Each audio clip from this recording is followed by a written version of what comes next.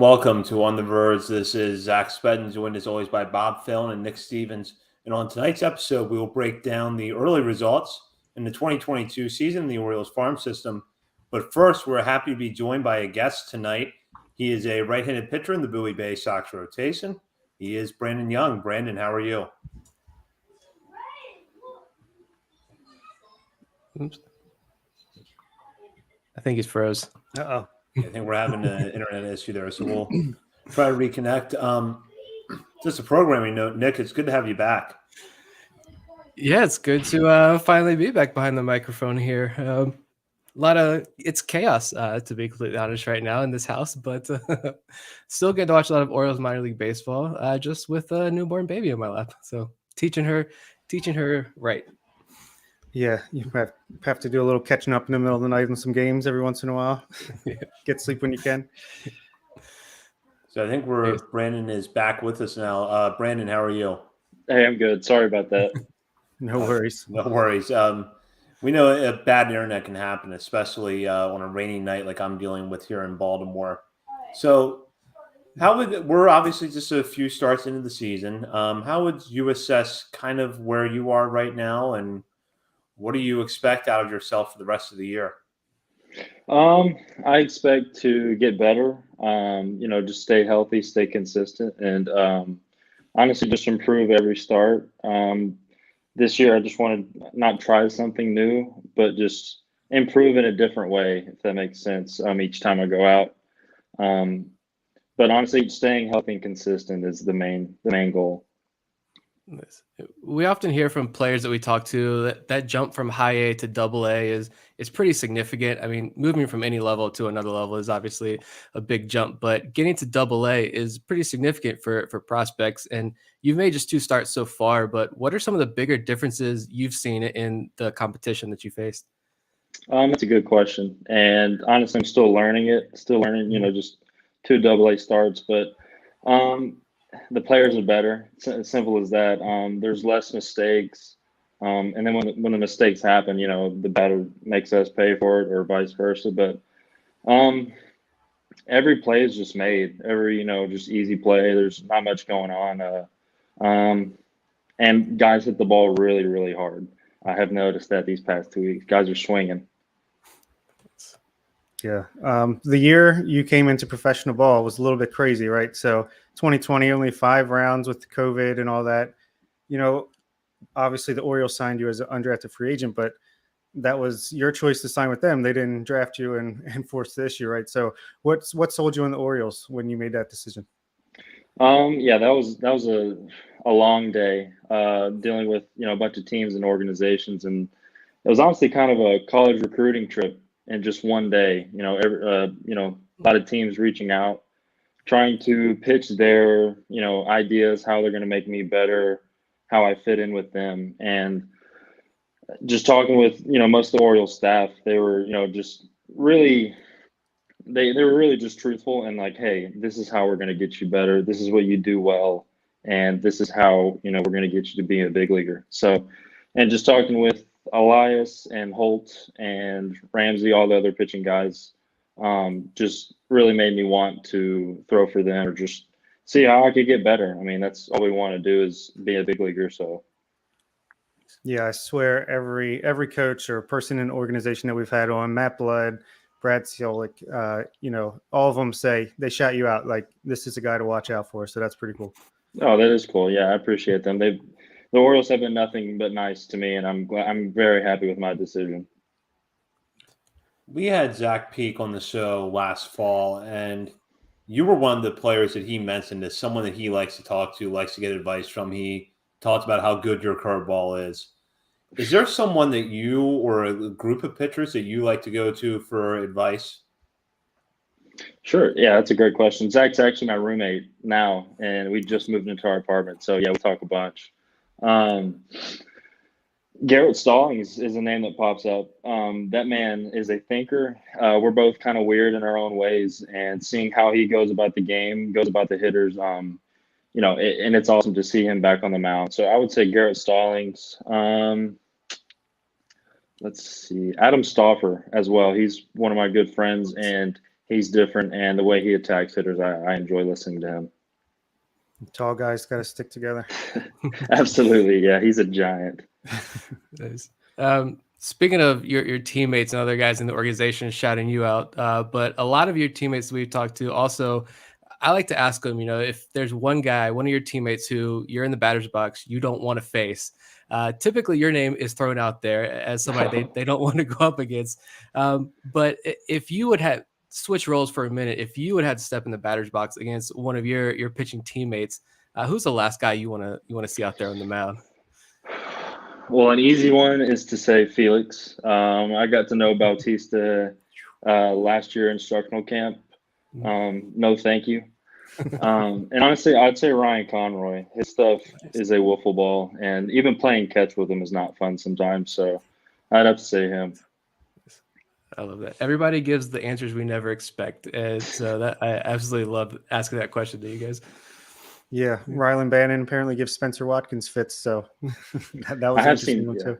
I've seen Spencer throw. He's pretty cool in how he goes about. He was throwing like cut a curveball one day, and it was really cool to see him work with that. Yeah, he pitches tonight, so good luck to him there. Okay, awesome, cool.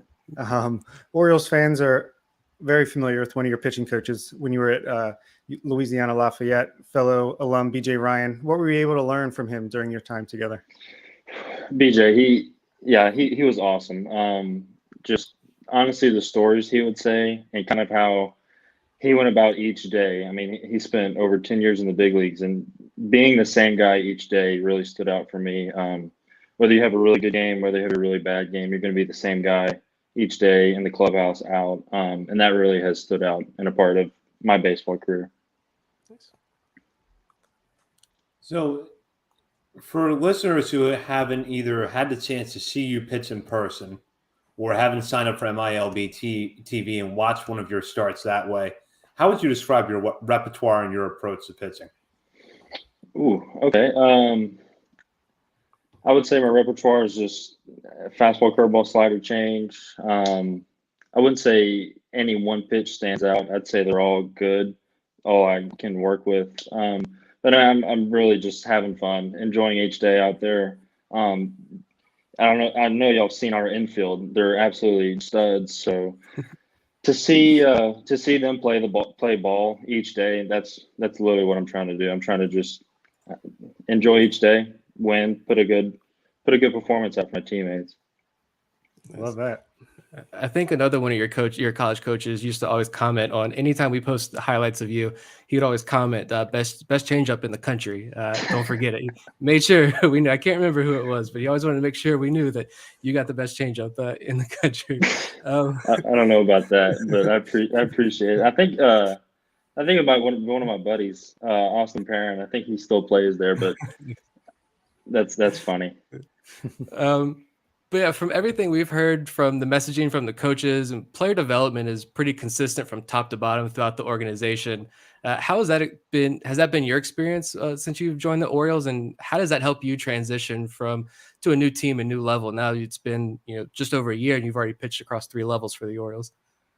Yeah, player development to a T. I mean, that's what we're preaching. That's what this culture is, and all of us are hungry. I mean, I think they've done a really good job of, one, developing us, but two, just bringing that mindset to us. Even in spring training, like every day, it's like it's not a grind, but like you're having fun with playing ball. But everyone's trying to get better. We're trying to be big leaguers, and yeah, dude, I really enjoy it. That's great. Yeah, we watch these games every day. We look at the box scores. Not a single game in this organization goes by without seeing arms that have potential to pitch in the big leagues. What does that level of competition do for you to help raise your game up a notch or two? Yeah, for sure. That's great. Everybody wants to be the best guy. Everybody wants to be the number one on the staff. I got Drew Rom, I got Peak, I got all these guys with me. So I mean, I think that's the good part. I get to go out there, not when I'm throwing, but watch how these guys do things. Okay, he's doing that. I can jot this down, see kind of pick people's brains. And Rom's also a guy I like to talk to as well. Guy throws sidearms sometimes. But yeah, the competition's great. I think a lot of us are going to be big leaguers, and just to, throw with them every day is just awesome. Yeah, it was interesting stuff you were talking about earlier, where you're obviously facing a higher level of competition at Double A. Yet, as you just mentioned, the infield behind you there is really good, and the outfield is pretty good in its own right. So, what is it like to have that defense behind you, even though you're going up against better hitters? Yeah, I mean, yeah, like you just said, I had Toby out there, Zach, Waddy, Adam Hall, Shane. Um, Guys are flying down balls, but to pitch with everyone behind me is awesome. It's kind of freeing. It's kind of like, okay, now I don't have to worry about anything. Yeah, these guys are good, but I think my guys are better. And so just pitching to kind of my strengths, their weaknesses, a lot good can come from that. How's throwing a Maverick Hanley work out for you? Top two my favorite catchers ever that I've ever thrown to, and Nice. he's awesome. Like, let's say I'll be rolling, I'll throw, fastball, curve, change, slider, whatever, and I don't have to shake. Like, it's like, oh, I'm kind of thinking change here. I haven't thrown it like 20 pitches, and he calls it before I got it. Just the sync, the connectivity is awesome. He's so smart. He throws everybody out, and he's just a great teammate. Nice. Them Stanford kids, they're I forget what his major was too. It was like something outrageous, like biomedical engineering, something like, yeah, that's a smart guy. I can't say it. I couldn't even say his major. That's the kind of guy you want behind the plate. Absolutely. Yeah, we've heard a lot of great things about Bowie pitching coach Josh Conway. I think Justin Ramsey got a lot of hype and recognition last year, but Conway seems to be a rising star in the system, I think. And what is it that about him that really stands out in that role? Josh is awesome. He has a lot of feel. He's smart. He kind of knows. He communicates with every pitcher. So I mean, he kind of knows us, knows what works best for us, knows if we're, why are we doing this today? Like, what are we going to get out of it? But Ramsey as well. I think it's full through the system. These guys are really good and they love what they're doing. Yeah, obviously we talked about how, you're looking to just get better every start, taking one start at a time. Excuse me. But if you could look into the crystal ball and, you have a nice, healthy, decent season, at least everything goes somewhat according to plan. What do you see, where do you see yourself ending up at the end of the season? What's your goal for this year? Well, I think the goal for everybody is the big leagues. I mean, we want to contribute in any way. Whether that happens with me, I have no idea. But like I said, I can take each day as it is. But if I can find this crystal ball you're talking about, I would love to be in the big leagues for sure. Nice. Yeah, absolutely. And we would love to see you there. Now, we do have to give you some credit because you recently wore one of our shirts. And Bob saw the photo and immediately labeled it Brandon Young style. So we appreciate I'm gonna have to that. buy one of those shirts. I gotta get one now. We'll send you one. Don't worry about it. Yeah, we'll have you covered. Perfect. Yeah. I have one other question. That interesting thing that popped up in the Bowie game notes. This note that you still use the old school flip phone was the note in the program guide. So not an iPhone or Android guy. You're your old school flip phone there.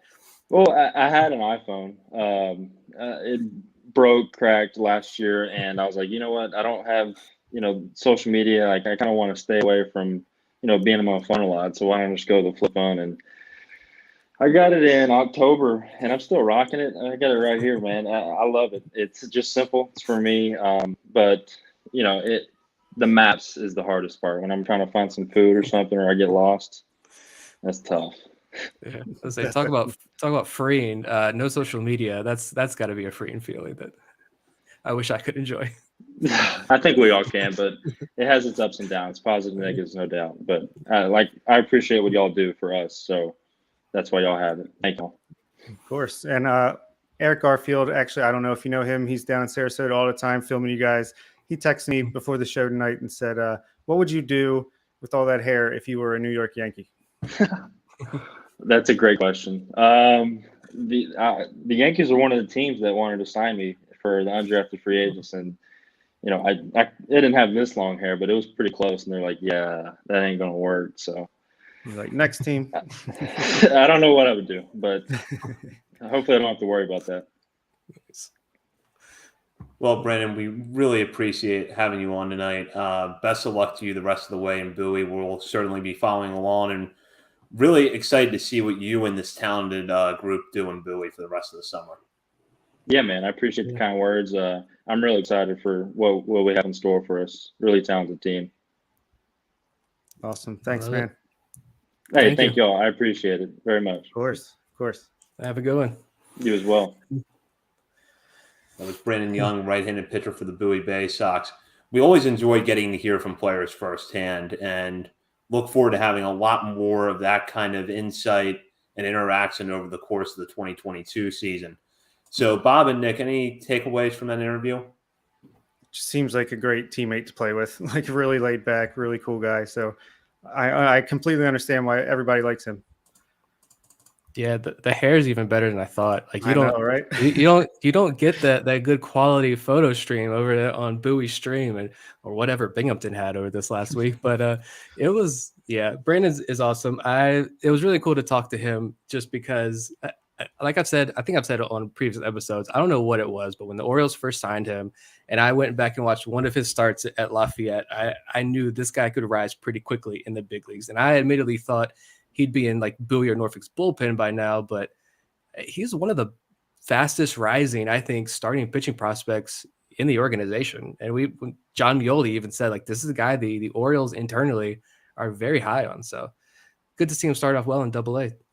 Yeah, absolutely. I mean, I think he can stick as a starter. He's got 4, good pitches, maybe not one that stands out as like a plus pitch, but he can mix it up and he knows how to pitch. So very excited to see how this year goes. I wouldn't be surprised if he ends up in Norfolk and then is looking next year at maybe making his major league debut. Completely agree. And I understand now why so many teammates of his that we have had on the show have talked him up, not just as a player, but as a person. I was surprised to hear him describe the post-2020 draft process the way it was. We've never actually have heard what that was like. And for him to say it was basically college recruitment in a day was not something I was expecting. I figured that a lot of teams had to be in on him. But for it to be that kind of whirlwind of activity with all these pitches coming in was not something I had considered before. Yeah, that sounds like a wild experience. Like, how could you even remember everything moving so fast? Yeah, that is nuts. I'm glad we came away with him in the end. Yeah, I would be curious. Should have asked a follow-up there. Like, what do you think would be less stressful, or would you probably enjoy more? Getting to choose where you go, or thinking like the NFL draft that's coming up in a couple of days. Like, would you rather be a 6th or 7th round draft pick, or would you rather be forced to go somewhere or pick where you want to go? So that's interesting. But yeah, I think he chose the right organization. Just maybe a little bit biased there, but I'd say he chose right. And the right conditioner for sure. We'll get into our thoughts on the first 2 weeks of the minor league season here in a moment. We might have some other topics in store tonight, but as a lot of our listeners know, we do have a Patreon community, and when we have new Patreon members, we like to shout them out on the episode after they sign up. And I'll turn it over to Bob now to give tonight's shout out. Yeah, we got a new patron. We had so many last week. I was nervous I was going to mess up someone's name. Apparently I did a decent job. And our newest patron definitely is making it easy for me. Welcome to the club, TC. Making it easy. And by the way, Tom, I see you. Try again. TC, thank you for joining us. And Tom, we hope to have you in here soon. So we'll start off with, I guess we'll just start at the top of the organization, where the Norfolk Tides are tearing the cover off the baseball. Scored 2 touchdowns the other night at PNC Field against the Scranton Wilkes-Barre Rail Riders. Kyle Stowers is back on the field, which is great to see.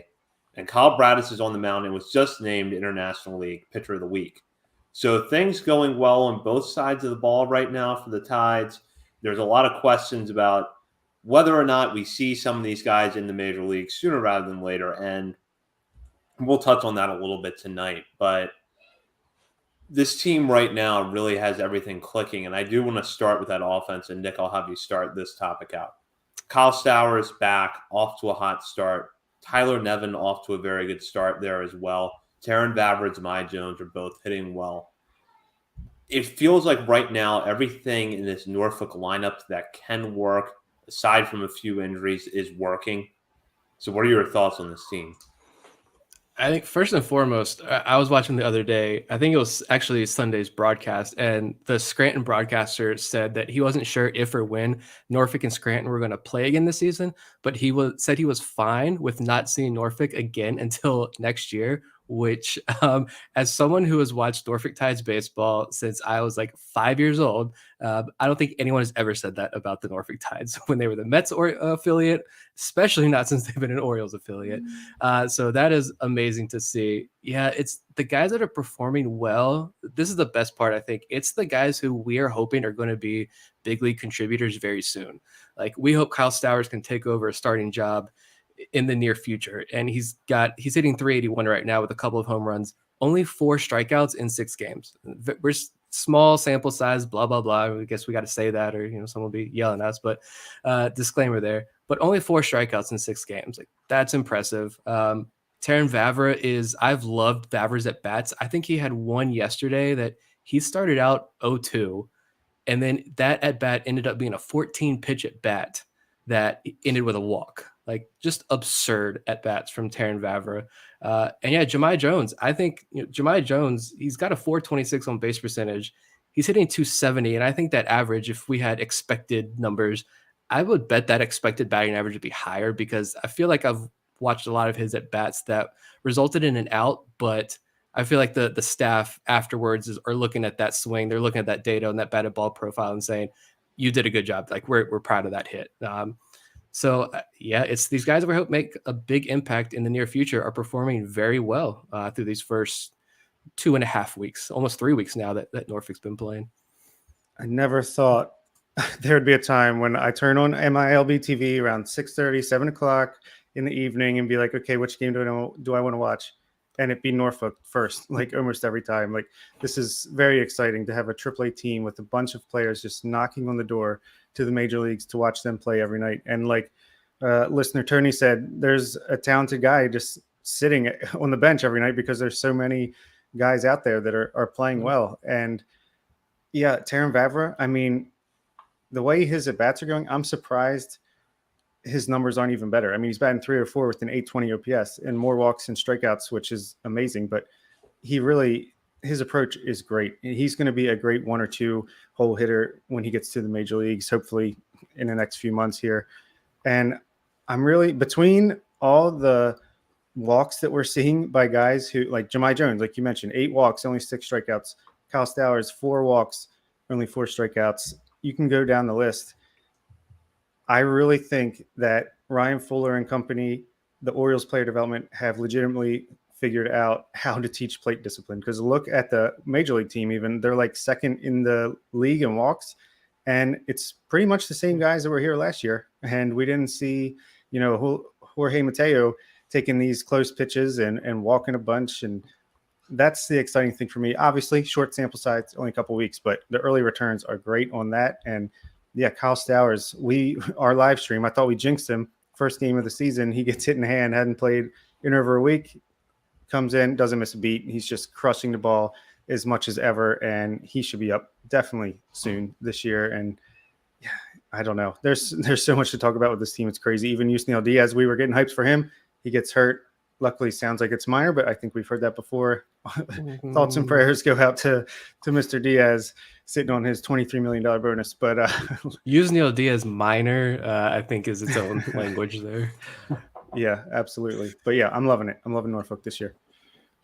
Yeah, I think the way that Stowers is hitting, it's got to be building that anticipation a little bit for when he gets to the major leagues this summer, because I do think we're going to see him. I think it's a question of when and not if, as long as he's able to stay healthy. One guy that I do want to mention is Rylan Bannon. Bannon, to me, kind of looks like the old Rylan Bannon, or at least Rylan Bannon before last year. Good at bats, good on base numbers right now, hitting for a good average. That's kind of what the Rylan Bannon formula was pre-2021. Last year, he was affected by injury. He had that stretch where I think he hit like 10 home runs in a week or something ridiculous like that, and then regressed before the year ends. Right now, he kind of, to me, looks like the player that we were, back at the end of 2020 saying, you got to add this guy to the 40-man roster this offseason, because otherwise you're going to lose him in the Rule 5 draft. And unsurprisingly, third base at the major league level is basically wide open, not resolved.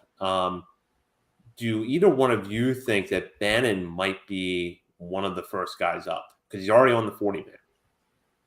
I do. I mean, if he's playing well in a few more weeks, maybe even by the time this road trip ends, and the Orioles come back home, if him, Jahmai Jones are playing well, I mean, look who the competition is: Kelvin Gutierrez, Chris Owings, who's literally hasn't put the ball in play in fair territory yet this year. He's 0 for 7 with 7 strikeouts and 3 walks, and Rougned Odor. Not exactly lighting the world on fire for the past 3 years. So, yeah, I think if they're playing well and the guys that are currently on the field for the major league team are performing the way they've been performing, then I don't see why not. I mean, Bannon was supposed to get his shot last year, and it's between injuries and bad performance. It didn't happen for him. But so I think definitely he will get that chance early on this season. Same with Jahmai Jones. He got his little sip of coffee at the end of last year. Didn't go so well after fans were clamoring for him all year, but he's got another year of experience, another offseason with this player development team, and so far so good. He's hitting the ball hard, and has a great approach at the plate. So I think they could be up by mid-May. I think there's that chance. Yeah, I could see that. I mean, really, if you want to nitpick at something, like he is striking out a good amount so far, but I mean, that's a small nitpick. And when you're getting on base more than 40% of the time, like I think that's okay for right now. Yeah, I just think the oblique injuries, like they're a lot nastier and dirtier than I think most people give them credit for, and they're going to linger. And it's hard to say. I think about that as well, and we've mentioned that before, but it's also hard to say, oh, the oblique injury. But then, like, he went on that 10 home runs in 10-day span. It's like, well, how much was that oblique really bothering him? But I do think it did have an impact at the end of the day. So hopefully it comes up. I think the defense has been improved at third base. When he was in like Bowie, I didn't like him playing third base, but he is improved over there. Good arm. He's got good range as well. Is he an everyday third baseman at the major league level? I don't think so, but I think he could be a trying to think of the word there, a bridge, that's the word. He could be a bridge, to someone else coming up through the system, Kobe Mayo or someone like that, or a free agent signing this offseason if the Orioles want to spend a little bit of money finally. But yeah, I could see that as well. And you're talking about just overall approach. I forgot, I looked at this as well. The Tides lead the International League. I'm so glad we have league names back. The Tides lead the International League with walks, 65 walks. That's 5 more than anyone else. 6th in batting average, and 2nd in on-base percentage and OPS. So, in the Magic, the buzzword is swing decisions. A lot of good ones there from these guys. Oh, I remember Baby Brain Nick. Don't worry about that. 2 guys that it's kind of crazy we haven't even mentioned yet is Tyler Nevin, who looked like he had a chance to make the team out of spring training, at least an outside shot. He's come in and he's already got 14 RBIs in 32 at bats. He's got an 890 OPS. He's playing well, and even defensively, I was like, what the heck? All of a sudden, Tim DeJohn was right. He could play third base. So shout out to him for that. And also Robert Newstrom. He's only got a 231 average, but he's walked 7 times compared to 6 strikeouts. And when he connects with the ball, it's the prettiest in the organization potentially. I mean, he just hits bombs, and he robbed a home run. That was a great play he made over the wall in left field. So yeah, the offense is clicking on all cylinders, and the pitching isn't too shabby either. Bob, Dan Connolly said to not talk about that. What are you doing? Whoops. No, in all seriousness, Nevin does look really good. I thought he looked good in camp, and one of the struggles I have had with him is where do you fit him into this team defensively? But at a certain point, if the hitters that you're putting out at third base just aren't producing, you got to think about sacrificing a little bit of defense. And I'm not saying that you got to go completely in the opposite direction, but if the trade-off is that you have, let's say Tyler Nevin comes to the major leagues and it's your number 7 hitter who gets on base, has a little bit of power, and is just below average at third base, you got to take that over the third baseman who is well above average defensively, but just can't hit major league pitching. So I kind of wonder if at a certain point the Orioles decide to make that trade-off where, Nevin might not be perfect at third base, but let's get his bat in there and we'll find ways to, offset that as the year goes on, especially if we could go to a Rylan Bannon there, or, even if Jorge Mateo is better at that position than Nevin is, just to roll out some different options and get a better bat in there. Because I think what we're seeing at the major league level right now is this top heavy lineup where 1 through 4, 1 through 5, Cedric Mullins has had some ups and downs, but I think for the most part, those guys are producing the way you would expect, and then just this drop off. So I just have to wonder, do you go in that direction at some point?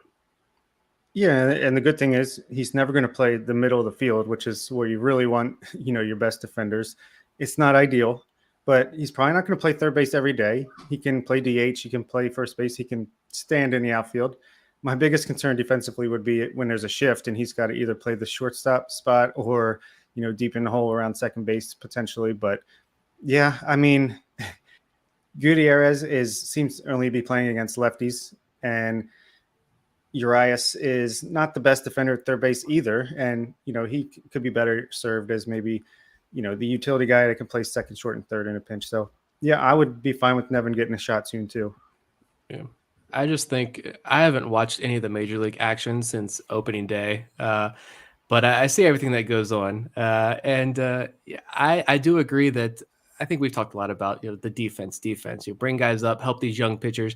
I think these young pitchers are helping themselves enough themselves. So like if we do need to sacrifice some of that defense and get some more run support here, then yeah, like bring up Tyler Nevin, find a place for him defensively. It'll be fine for a couple of nights. He's not going to be an everyday player.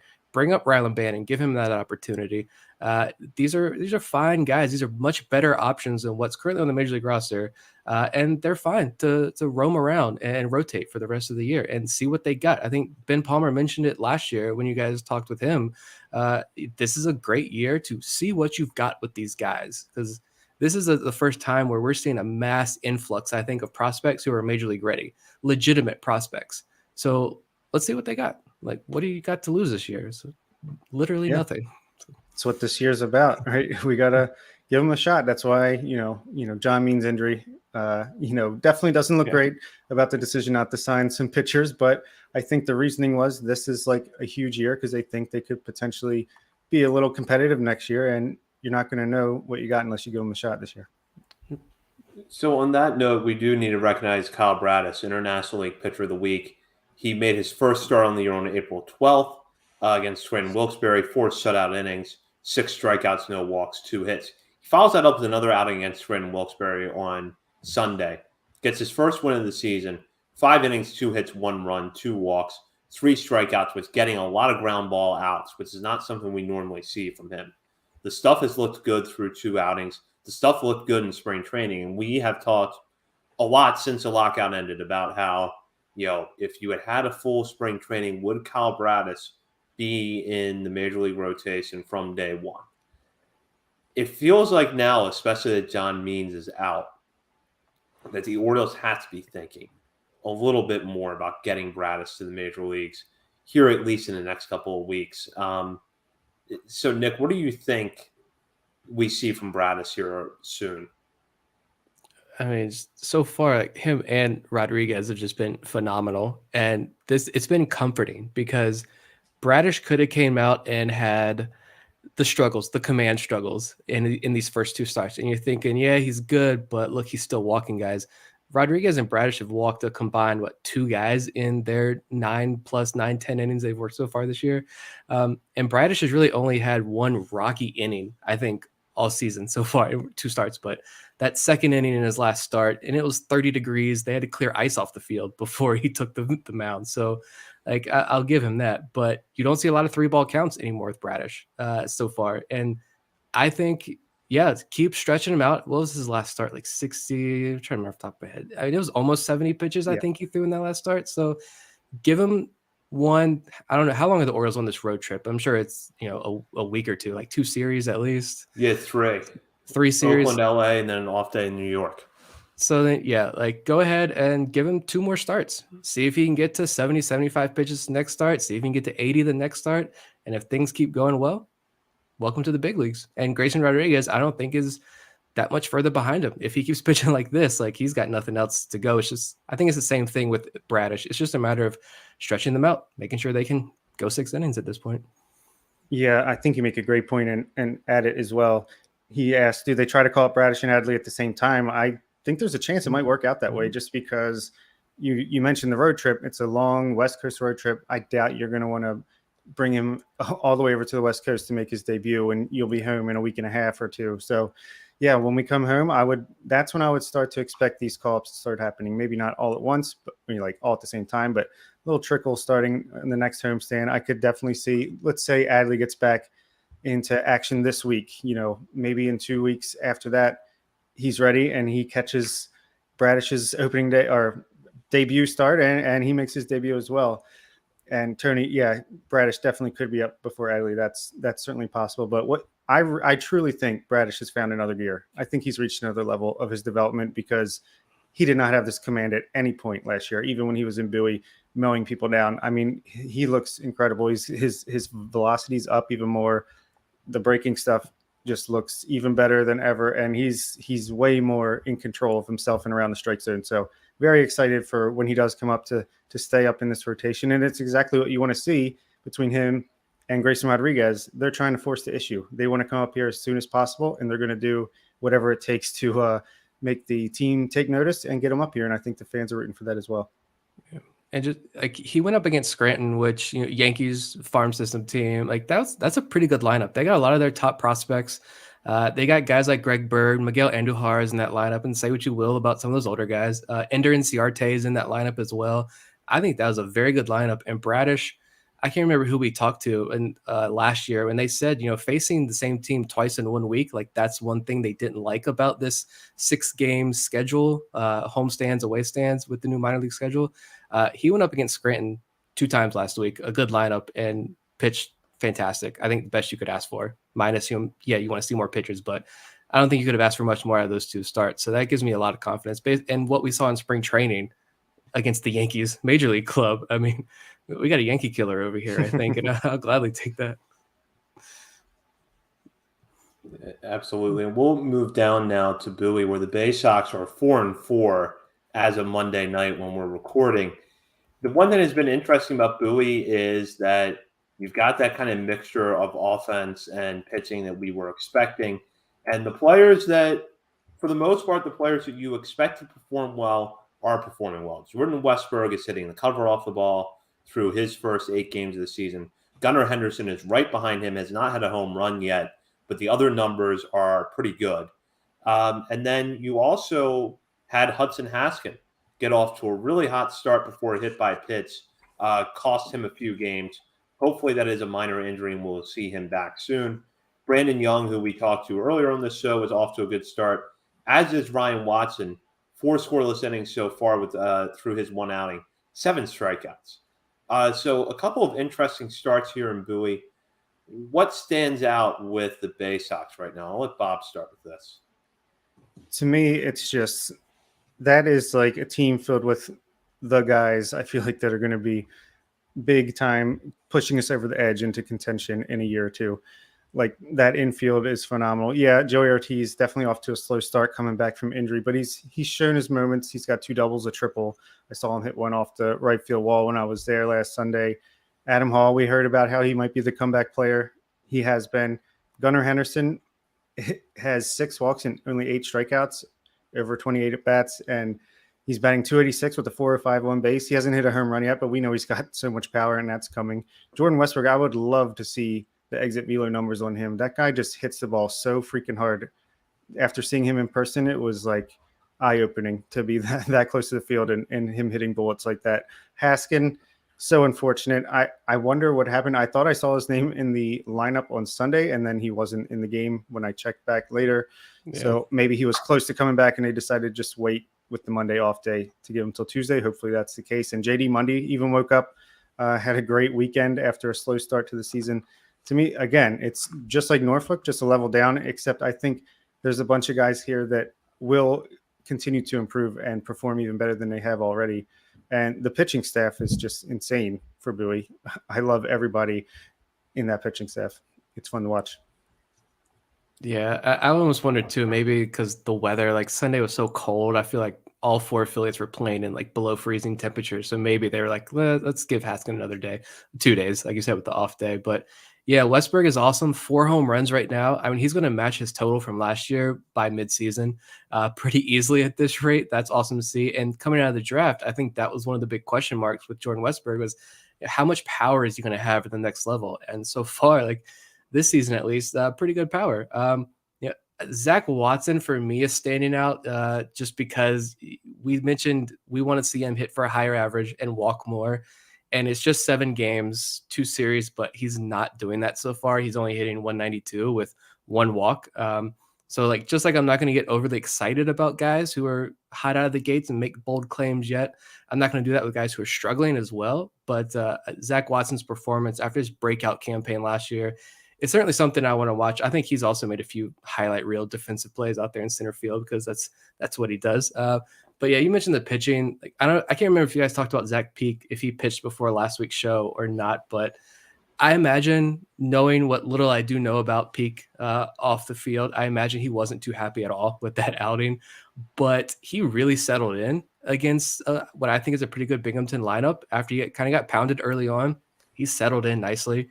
Drew Rom got touched up in his first start, rebounded with 5 scoreless and 8 strikeouts. And then, yeah, Brandon Young's had 2 good starts, not walking a lot of guys, getting swings and misses. So it's definitely hard to hold the excitement in when talking about that Bowie rotation. And Zach mentioned the bullpen.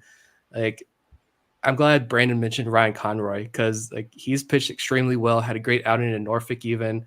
Cameron Bishop has rebounded pretty well in his second outing after he got touched up there. I know Morgan McSweeney got touched up, but I know I think Bob, you said you saw him when you went to Bowie. I don't know how the stuff looked to you live, but I feel like he looks Yeah. I feel like he looks bigger and stronger this year, so we'll see. But yeah, Zach mentioned Ryan Watson. I want to talk about him a little bit more later on, but also Easton Lucas. I'd give him a shout out when I saw that. I haven't seen him pitch yet, but I don't think he's walked anybody either in 3 or 4 innings, couple of 6 or 7 strikeouts. Remember the return that Jonathan Villar deal? So yeah, a lot of quality relief arms in Bowie and Norfolk. We didn't even talk about Nick Vespi, who hasn't walked anybody in Norfolk. So a lot of quality relief arms as well at the upper levels of the minor leagues. And you combine that with what we're seeing in the bullpen at the major league level, like this is a pretty stacked, pretty deep unit for this organization. Yeah, and even Antonio Velez, who I was raving about the last time. I mean, he looked great again on Sunday through 4 2/3, and then all of a sudden the wheels fell off, unfortunately. But to make his numbers look worse than I feel like they actually are. But yeah, it's been fun. Zach Peak, going back to that, he might not have been happy with that performance, but I was very happy with that.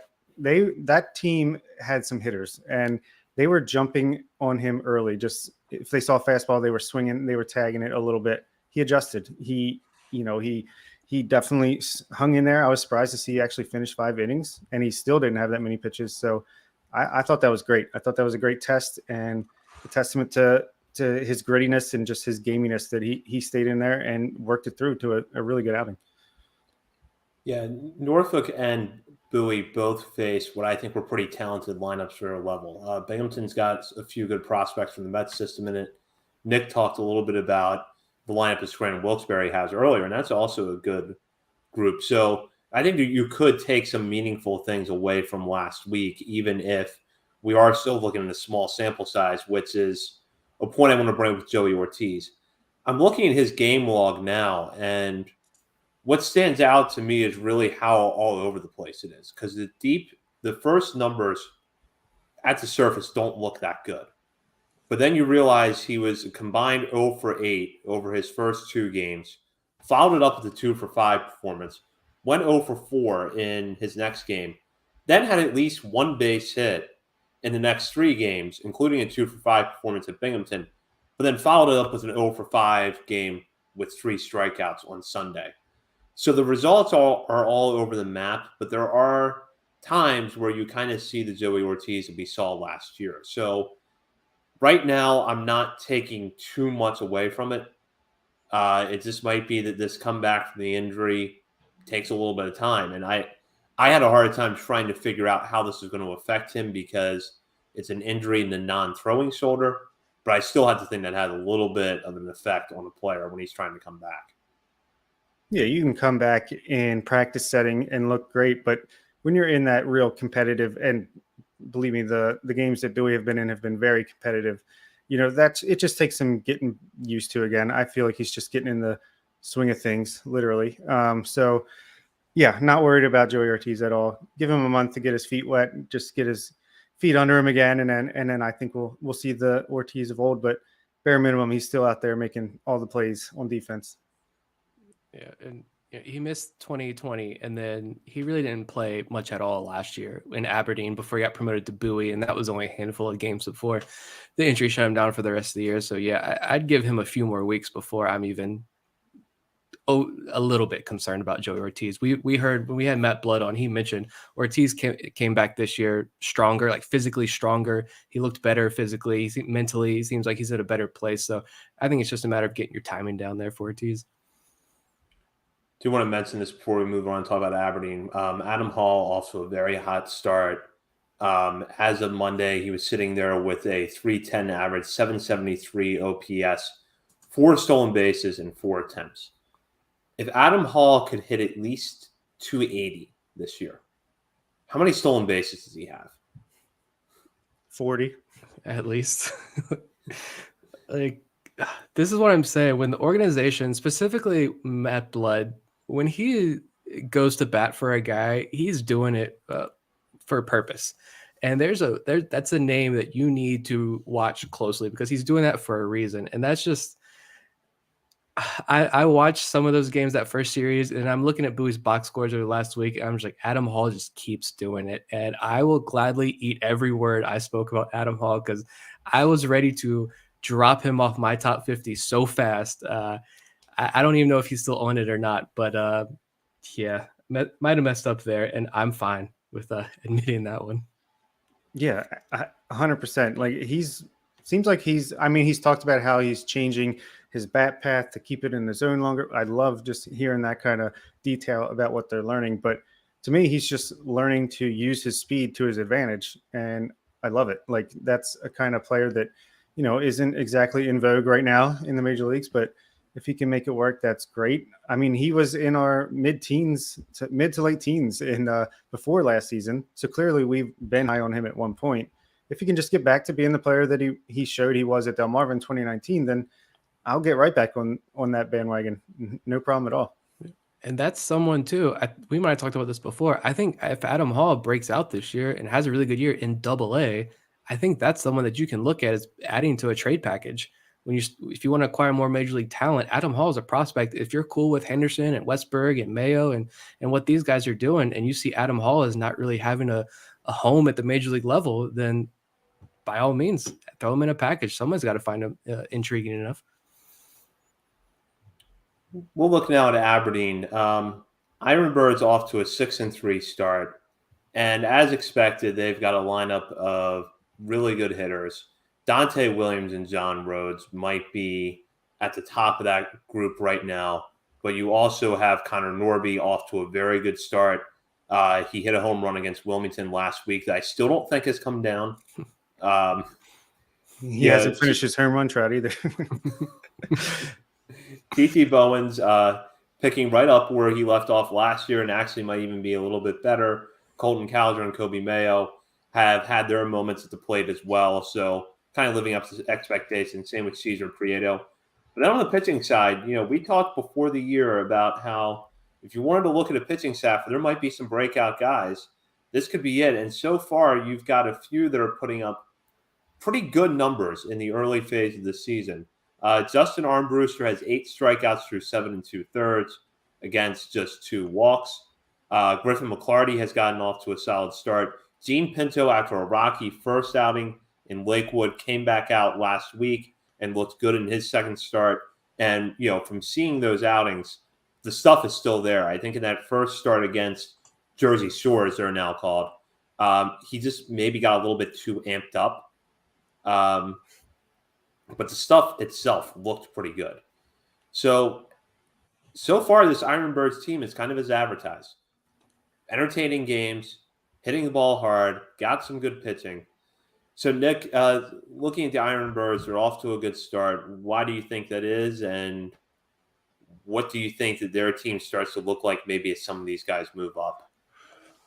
I mean, they hit the ball. They hit the ball hard and they hit the ball really well. That's what's working for them right now. Same thing as the Tides. They're second in the South Atlantic League in walks, second on base percentage, and fourth in OPS. So I mean, this is up and down the organization, except for Delmarva. But we'll talk about Delmarva in a minute. That's a special case.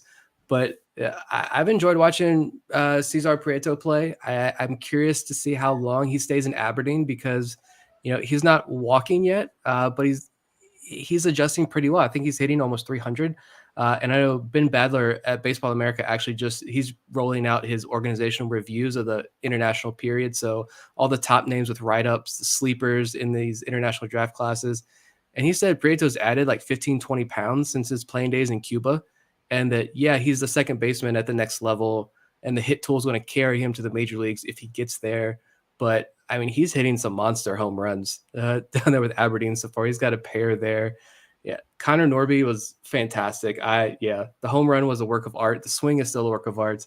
When he jacked that home run, he made Wilmington's manager so mad. The manager came out to whine about the home run trot, and I think he might have said something to the dugout. But Connor Norby's number one on my list now for that. But yeah, Dante Williams was a name that is intrigued me because I might have said this. I can't remember if I said it on the show or what, but watching him in Delmarva, I wasn't as excited as I think a lot of other people were about him. I think he was a popular sleeper pick last year.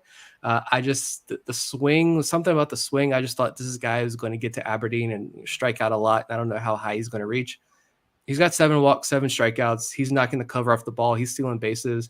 He made a fantastic play out in left field the other day. Just like Adam Hall, like I'm eating my words there with Dante Williams, and I'm happy for that. I am curious to know, though, like you mentioned, what is this roster going to look like? I'm curious to know how quickly some of these guys get pushed up because there is that logjam in the upper levels of guys who are playing well. And also, I don't know who would replace them because, like Delmarva, when we talk about them, they're so young. I don't think anyone except Daryl Hernandez is any time close going to be ready to move up to high A. So that's something I think interesting to think about. Yeah, I think, a guy like Ryan Higgins could potentially get moved up, but he hasn't exactly performed as well yet. But he's a college guy. At least there's a little bit of polish there. Yeah, Aberdeen. I feel like every team we're like, oh my God, it's so much fun because it is. We didn't even mention TT Bowens, who is batting .310 with an OPS over 1,000. And he's all of a sudden 7 walks to 9 strikeouts. Like, what is happening in this organization? Player development? What is that? It's so much fun. Dante Williams is just such an all-around good at everything. Maybe not great at any one thing, but just very good at everything. John Rhodes, I'm just so happy to see him do so well, start out this year after the interview I had with him, rooting for him all the way. Prieto has been a ton of fun, 297 with 2 huge bombs. Norby, as you said, quickly becoming one of my favorites on the infield. And there's been some worry with Colton Cowser and Kobe Mayo, which to me is completely unjustified. It's been 9 games, 35 at-bats each. And what I really think is kind of making people a little more worried than maybe they typically would be is everyone else is doing so darn good throughout the entire AAA, AA, high A, a couple people in low A, not as much, but as we mentioned. The strikeouts for Cowser, it is a lot. It's 17 strikeouts in 35 at-bats. Don't get me wrong.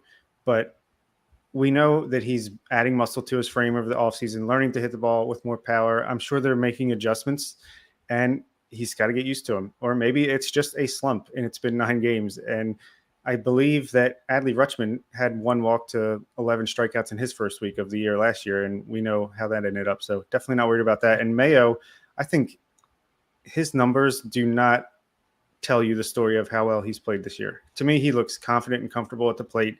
When he hits the ball, he hits it hard. I'm very happy with what Kobe Mayo is doing, especially at his age at that level. Yeah, I'm not really worried about either one of them, but I did, and Bob, I'm glad you mentioned the strikeouts thing, because it is something we have gotten questions about from listeners, which is, are you worried about strikeouts with Colton Cowser? Right now, Cowser, through 41 plate appearances at Aberdeen, has a strikeout rate of 45.5%.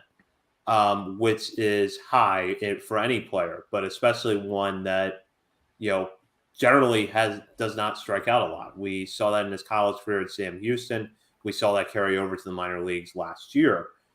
The rest of the numbers to me are okay. For 9 games where it's been some ups and downs, I can take the rest of his numbers and be fine with it.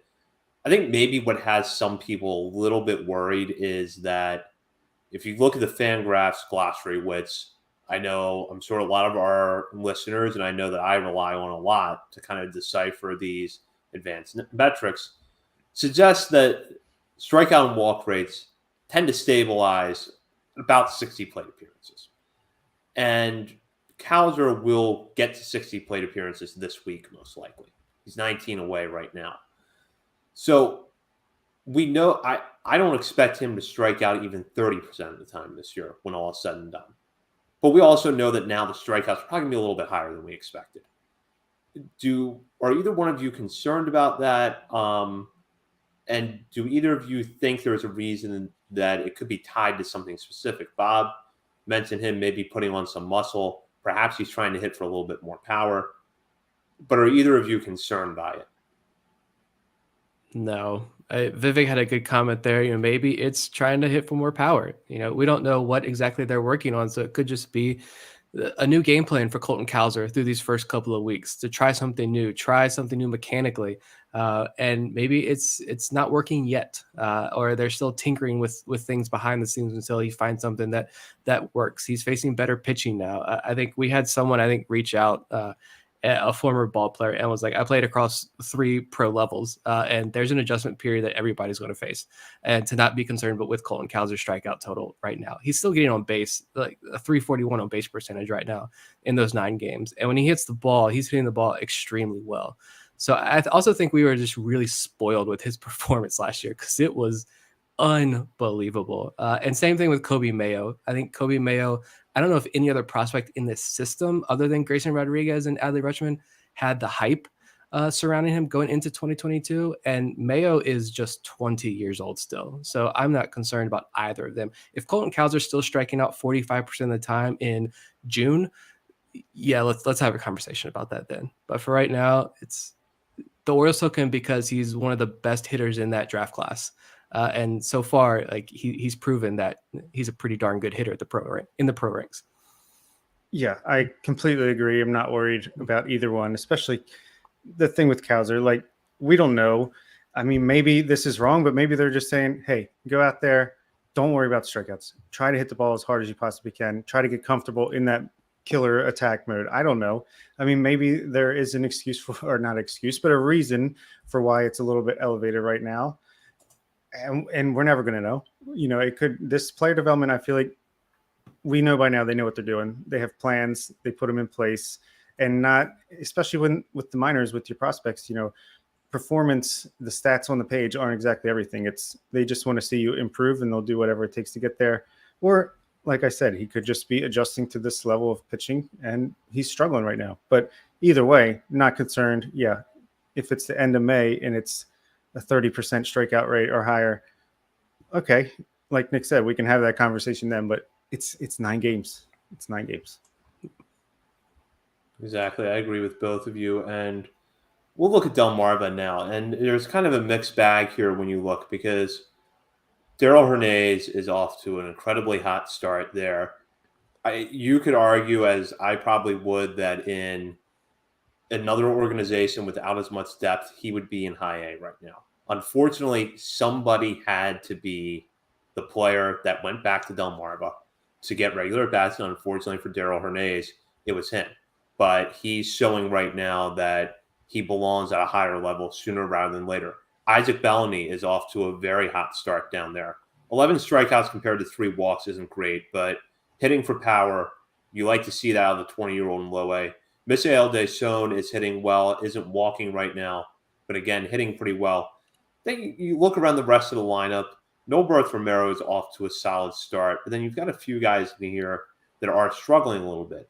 As Nick said, though, this is a really young team, and it's not the kind of team that the Orioles are used to seeing at low A, because for the first time, a lot of these players are playing in the United States for an extended time period.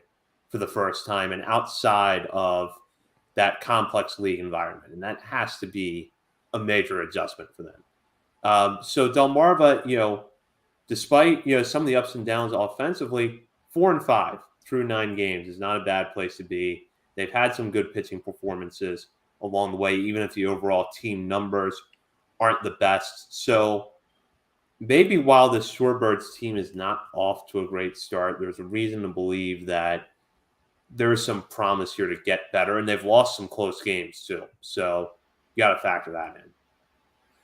Yeah, this team, it has to be the youngest Delmarva team of all time. I mean, the veteran Daryl Hernandez, who's barely 20.5 years old, and Ryan Higgins, who's 22 out of college and had a grand total of 8 at bats professionally before the season started. So, yeah, it's a different recipe for Delmarva than the rest of the organization. But to me, it's still fun. Like Isaac Bellany, Nolberth Romero, man, these guys are just showing out right now, given the opportunity that they've had. And Hernandez, it's probably the person who's made me the happiest so far this season, to be honest, just because we heard, he was upset with the assignment, and he didn't sulk. He didn't let it get him into a slump. He didn't let it bother him on the field.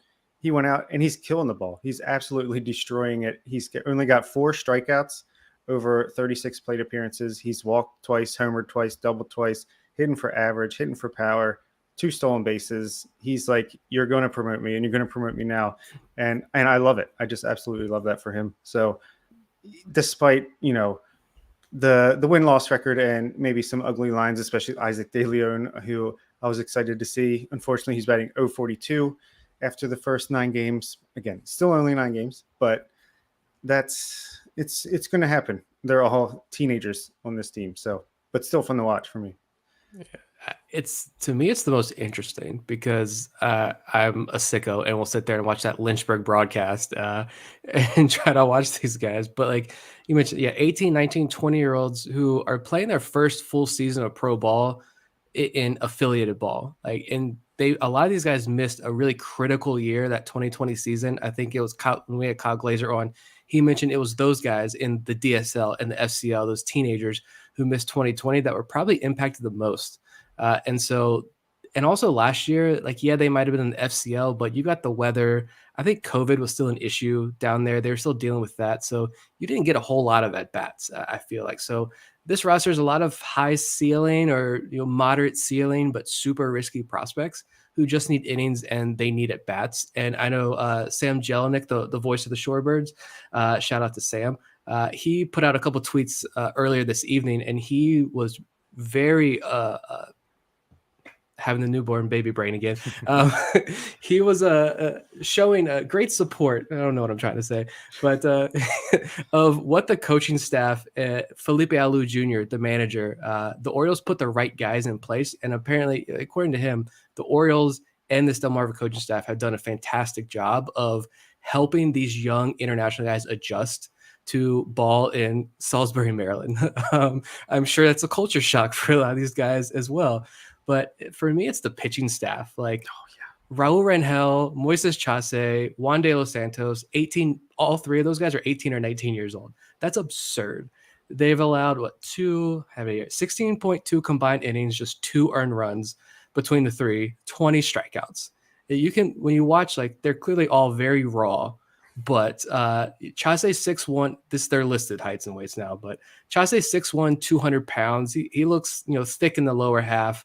I never thought I'd say that talking about baseball players here, but it works. He's thick in the lower half, and I like it. Raul Rangel, he's listed at 6'4", 200. I think 200 is heavy. He might be like $170, I think, but that's, again, terrible Lynchburg broadcast. He's so lanky, but so much room to fill out there. And De Los Santos is listed at 6'3", 250. Yeah, it's just a big-bodied kid. All 3 of those guys, different shapes, different heights. And to watch them pitch I've been waiting for it, and it was amazing to watch them play. You mentioned Deson, and Deson is also a guy who's received a lot of hype from Sam Jelinek, and the Lynchburg broadcast was like that. Deson's been impressive. He looks more mature at the plate, I think, physically. and you just see it. It's like night and day difference. When you watched him last year, it was very clear that the game was way too fast for him. That's not the case for him this year. And I think I mentioned in a daily recap episode for patrons the other day that I think he is really, like, for lack of a better phrase, on the verge of a real breakout where you're going to see the power, you're going to see the walks, and you're starting to see why guys like Kobe Perez in the organization are pretty high on Deson. Oh yeah, absolutely. Deson is exciting for sure. I think he's actually going a little bit under the radar somehow, a little bit, for at least for me, as far as when I'm looking at Twitter. I don't see much mention of him, but people should be paying attention. And yeah, like Eric said, Delmarva is tough to turn off with their pitching right now. Oh my God, these kids coming up, it's very Houston Astros, like Vivek said. Luis Garcia, Framber Valdez, Jose Urquidy. Yeah, this is what this team is putting into place. This is why you can't say the cover is bare. Where's the pitching going to come from? We actually have an international pipeline now, and they are showing up with these guys that the ball is moving like unbelievable. They're already throwing in the low to mid 90s with potential to go way higher. Juan De Los Santos, where did he come from? This kid is incredible. Like, they're developing. I think this is where the player development on the pitching side magic is going to come in, when they get these guys 16 years old, 17 years old, and can really just instill what they want in them from the very beginning of their journey. And man, it's so exciting. I think you're going to have, just think in a year or two, you're going to have these guys 20 years old in high A, double A, throwing just wicked stuff. Gene Pinto's already on that path. It's so exciting. And like, there's some big names. Deson is a top, I consider him, a top prospect. I can't remember where he is on our list.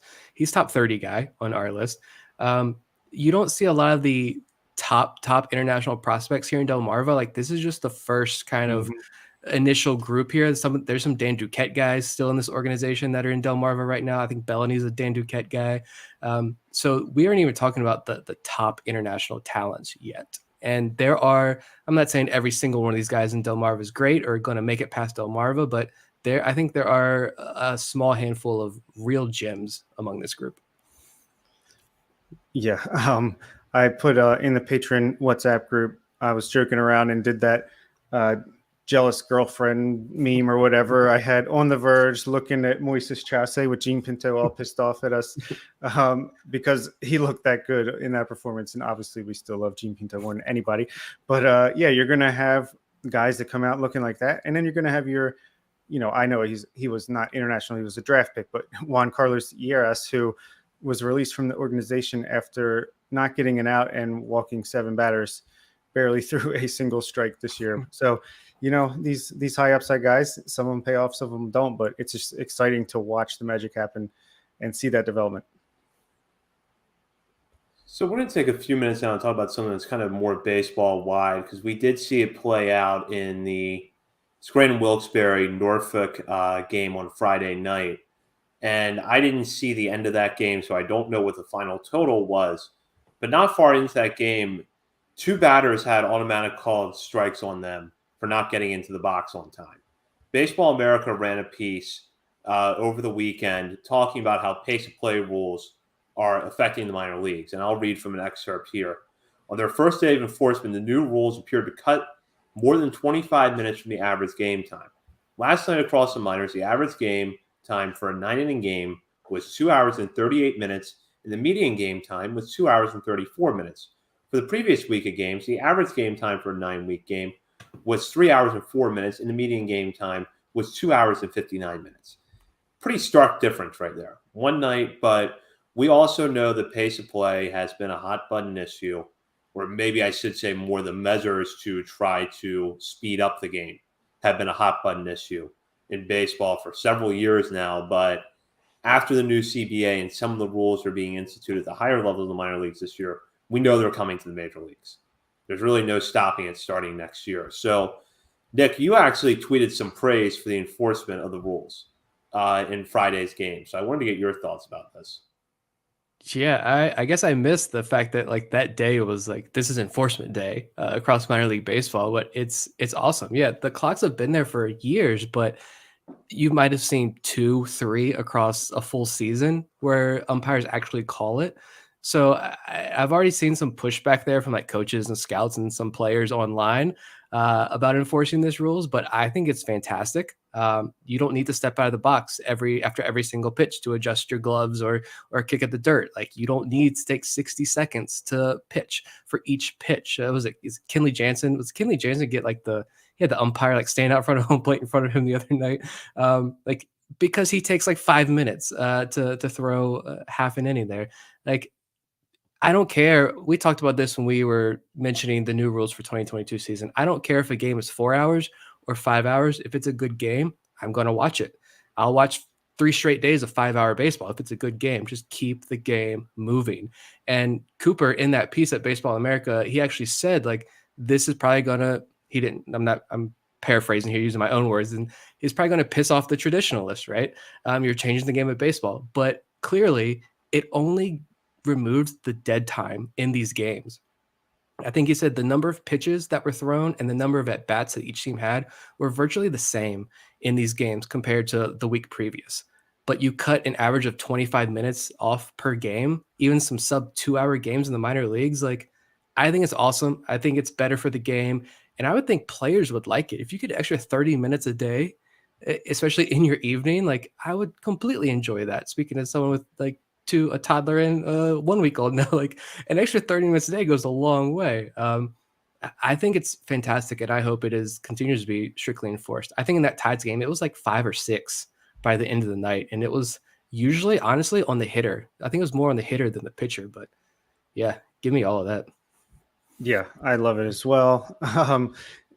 It's exactly, I don't know if I can say any better. It's not about the time of the game. Like, oh, I want this game to be over quicker. No, I just want, come on, get on with it. Get on with the Steve Traxel over there, taking so long in between pitches. Like, if you want the balance of these hard throwing pitchers to go a little bit more even, I think these guys are taking time intentionally to build up a little more stamina so they can go up more 95, 100% effort on every pitch. And I think it's a good thing for that as well. So yeah, I'm all about it. And hopefully this trickles up to the major leagues sooner rather than later.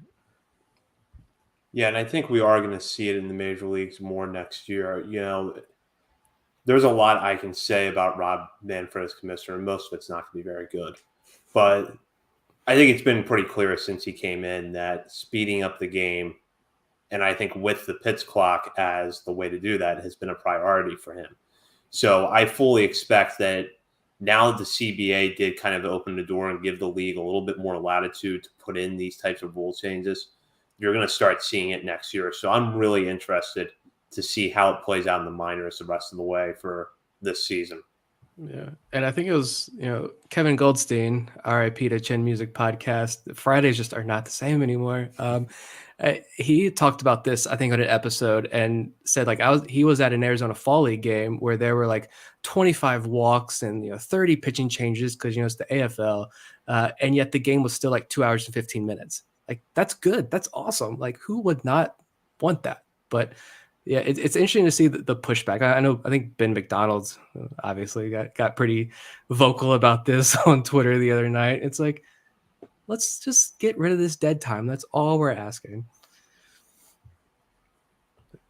So we'll move on to our final segment now, where we like to highlight players outside of our top 30, whether it's something they did in a game recently, something they've done over the past week, or maybe, just something we saw in an individual play that we liked. The idea is to try to shout out players that listeners may not get to hear about or read about regularly. And since this is his first opportunity to participate in the segment this season, I'll start with Nick.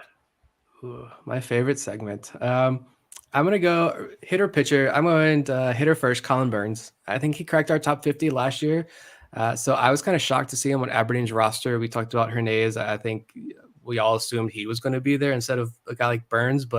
And Burns doesn't get all the playing time with an infield of Mayo, Norby, and Prito. It's going to be hard to get at bats, but he's hitting 280 with 4 doubles, a couple of stolen bases, no walks, but just 3 strikeouts. And I've said I don't think he has a tool that really stands out, but he's pretty decent at pretty much everything. So I think he can be scrappy enough to kind of work his way up through the system. I think the game that I really watched closely, he pulled a double, and then the next at bat he sent a double the opposite way. So if he keeps doing that, he's going to force himself into some more playing time. And I don't know if one of you guys did the daily on this, but did he pitch and catch and do all kinds of stuff in a game the other day for Aberdeen? Did I miss that, or I I don't don't know. know. I don't know.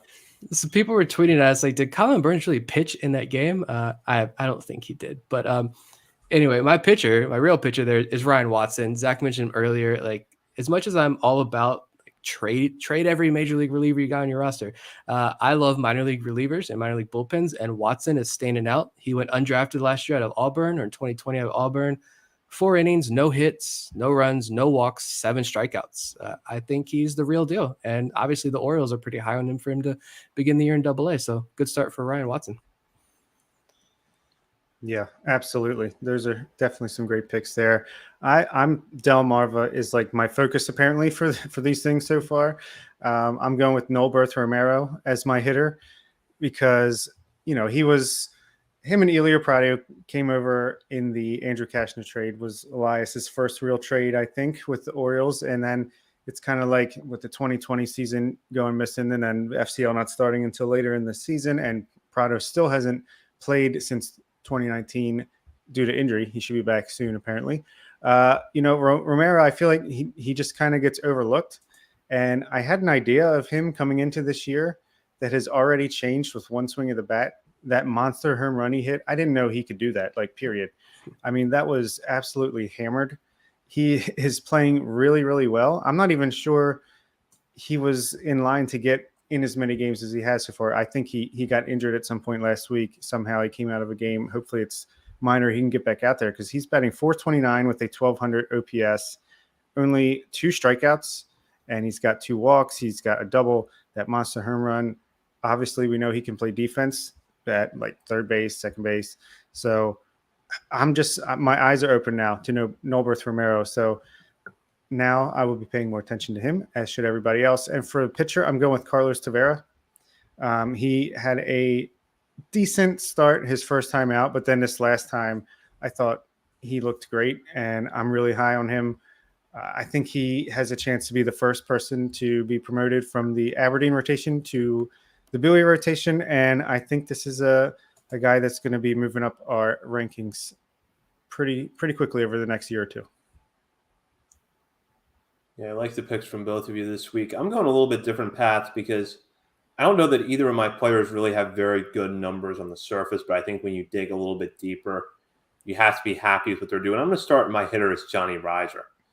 Between Kyle Stowers and Yusniel Diaz missing time with injury, I think Reiser has been exposed a little bit more early on at the AAA level than was expected. And right now, through 11 games there, he's batting .162, which obviously is not good, but he did homer a couple of times over the weekend. He's got 4 homers so far at Norfolk. And the 2 things I would say in his favor are, number one, you know what you're getting. He's an athletic guy who can play all over the outfield. He's played center field and right field for them very capably this year. And the other thing was that last year at Bowie, we saw him really get into a slump for the first time in his professional career.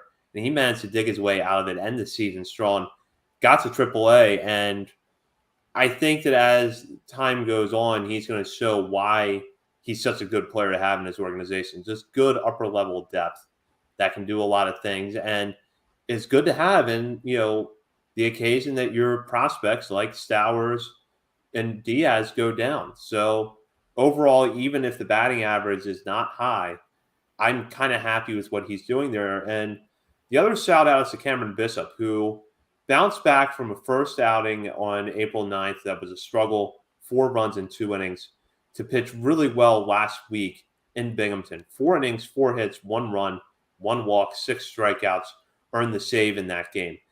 Bishop, had he not missed so much time with injury last year, I firmly believe would have made it to AAA. He was pitching that well at Bowie. So I think for him, this is an opportunity to reset and get back on track. And he's good at those kind of long outings out of the bullpen. He can go 3 or 4 innings out of the pen and be pretty solid, or he's a guy that you can turn to when you need a spot start, and he'll do a good job. So I think that Bishop is going to settle in here soon, and we might be seeing him in Norfolk's bullpen before too long. I think so too. And the thing with Riser, yeah, the average and the home runs are just phenomenal. I think he'll get the average up. A lot of ground balls. I was looking at his stuff earlier today. That will change. But someone commented, I'm trying to remember, I think it was Steven Adams. Steven Adams, yeah. When he's like, hold on, like I'm not comparing him to Bryce Harper, but like the swing kind of looked like Bryce Harper in his opinion. And I was like, you know what? Like, I don't think Riser swung the bat like that last year. No. Yeah, this is a new swing for Johnny Riser. And so that may be what's attributing to the low batting average right now, because clearly it is about launch angle and sending balls into the Elizabeth River in Norfolk, because it's a beautiful swing now this year. It is a totally different swing, and I love it. If he can perfect this swing, he might be all of a sudden like a 30 homer guy. Like, man, those home runs were not cheapies. I mean, he got all of them, and they were high and deep. And friend of the show, come back once you're in the majors hitting 35 bombs. Let's go. So that does it for our look at the first 2 weeks of the minor league season. We'll be back with more Orioles minor league content next week. In the meantime, continue to follow us on Twitter at BSL and the Verge. Also, be sure to check out BaltimoreSportsandLife.com for the latest articles there. Before we do wrap up, though, we do have a small ask of our listeners. We know you're some of the most loyal and best listeners out there. So we do have a small favor to ask of you, and that's to vote for us in awards that we're nominated for. I'm going to turn that over to Bob to kind of give the pitch here. Yeah, Maryland Podcast Awards. We were nominated last year. Didn't come away with any victories, so we'd like to rectify that this year. There's more categories. We're nominated in more things. Apparently, we're nominated 3 times in the best podcast category. So no offense to them. They got to get things together over there. But yeah, I'll post a link in the show description. If you could just go over there, click a couple buttons to vote for us as winning. And especially, I would love to win the social media / Twitter award, just because Nick does an incredible job with that. And I think that's a huge part of our brand, and it would be nice to be recognized for that at least. And yeah, would be very appreciated if you could do that. Yeah. And I said, I think if we win something, we got to do some type of giveaway, more giveaways, whether it's cards. I got some extras here. I don't know. I know Bob's loaded. I don't know. I won't speak for you, but I'm sure we can come up with something, if it's cards people want, or something from our store, or I even suggested maybe for a non-Patreon member, maybe Patreon members get something extra special. But for anyone who's not part of our Patreon, give you a free month to try out the Patreon, see if you like it. But yeah, vote for us. Yeah, apparently I just won a Twitter contest for a signed Bobby Witt Jr. baseball and a signed Julio Rodriguez baseball. Maybe I could do some with them. I don't know. They're decent prospects. Congrats on that haul, Bob. Yeah, I was shocked. We'll see if it shows up in the mail. Well, thank you for Brandon Young for joining us on tonight's show. For Bob Phil and Nick Stevens, this is Zach Spedden. You've been listening to On the Verge.